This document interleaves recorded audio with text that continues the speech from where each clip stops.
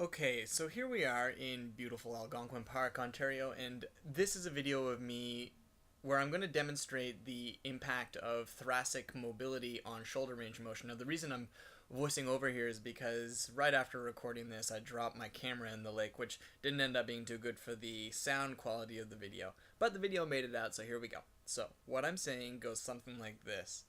When you're doing an activity that requires shoulder flexion, that's moving your shoulder up overhead, and that can be paddling, that could be serving a tennis ball, that could be any number of different exercises. Just imagine all the sports where you're reaching up overhead. You need to have, when you're doing those types of activities, upper back mobility. And if you don't have extension that's extending back like I'm doing right now, sitting tall in my seat, you won't be able to reach high overhead without impacting rotator cuff tendons, bursa, and other things that are in the shoulder space.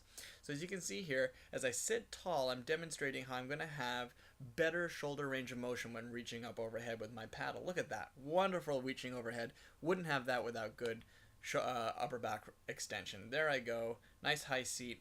Look at me get just great range through that shoulder. Now, if I'm hunched forward in my seat, if I'm slouching forward, I just won't be able to get that range. Or if I do get that range, I'm going to be impinging all those structures I previously discussed in my shoulder space, and that's going to lead over time to repetitive strain injury and just poor performance in my paddle. And you can see the dog in the background at our campsite there. This was a beautiful weekend, a really great trip. I recommend anyone go to Algonquin Park. So once again, to recap, sit up tall when you're doing something like paddling. Get that upper back, that thoracic extension. You'll have great range of motion, and over a period of a few thousand strokes, a heck of a lot less pain in your shoulder.